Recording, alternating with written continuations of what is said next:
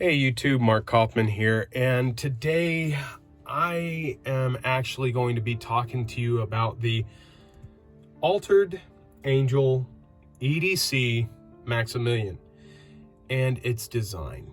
I've had a few comments already on this knife, and a few were very interesting, and I was very unaware of it. I was aware that this knife looked like and I'm gonna plug in my camera here. I was aware that this knife looked like a more expensive knife called a Shurogurov, but I was unaware of the model, and I believe it's an F39 or an F93.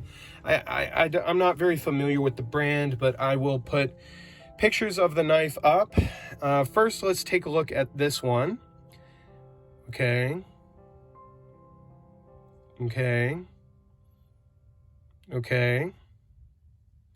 Have a good look at it. And here are the photos. So, yeah, it looks very close. Almost exactly the same. And I talked to the owner of the company after my video, and he responded with a few of the he responded to me regarding a few of the comments regarding this knife. And actually,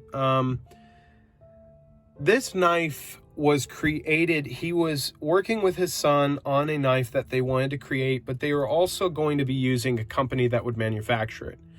This company supplied them with a few samples, and they mix and matched, and in a sense, both of them designed the knife. They chose the handles, they chose the color, they chose even the thickness of this handle, and they chose the thickness of the scales. They were able to really make this a little more different than the original, but they were a little misled by the distributor, or I should say manufacturer, because the manufacturer actually said, well, this is the actual knife that exists, but it doesn't really look like that. It looks very similar to that, so you should be fine. Whereas, yeah, that's not really the case. It's unfortunate that somebody wanting to make a knife was misled by a company that is just dishing out a bunch of $20 copies, and that's just something that happens in a lot of different industries. For instance, I'm wearing a Seiko 5 dive watch, but there are a lot of Chinese brands that use this same case, same bezel, and same parts and call it their own.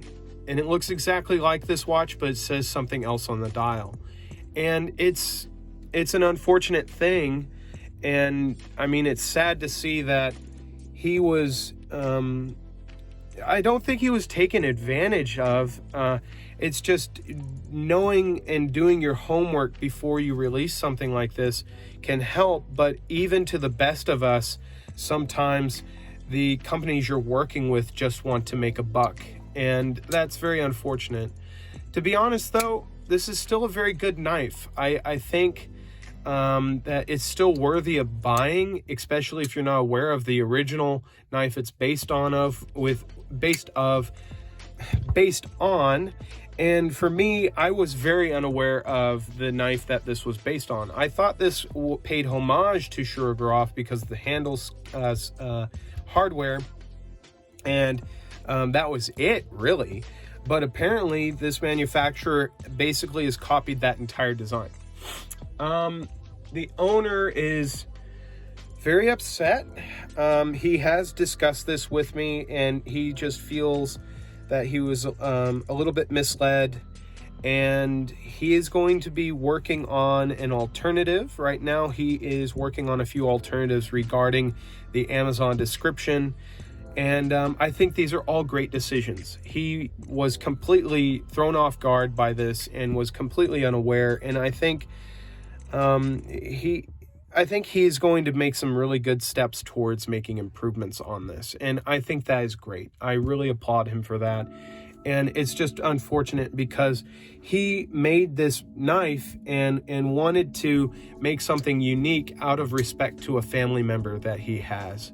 And I think that was very dear to do. I'm not at liberty to say which family member that was, but that is really, really incredible. And I still think this is a great knife to buy. It's just unfortunate that the design itself, even though he chose, you know, everything on it, is not the canvas that the picture is painted on is not original, you know.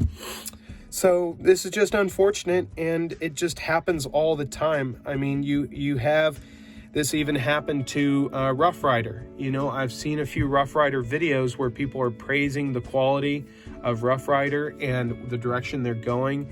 And I even did just a little bit of research, and this one knife was actually made by the same company that makes M-Tech knives and makes Tac Force knives. So, you know, you're basically buying a Tac Force knife, but with Rough Rider on it. It's just a thing that happens, you know, especially when you're getting things from China. We'll just say they don't really respect intellectual properties all that much. So yeah, that is it for this video. And I just wanted to give you guys the side of the owner and my side of this story, and just to let you know that yes, it's unfortunate what happened with this knife, but I still do think it's a good knife. I think it's a great attempt at putting out a product. And to be honest, I probably still will pick this knife up out of curiosity, remembrance of my experiences with it, and respect to the owner and what he is trying to do.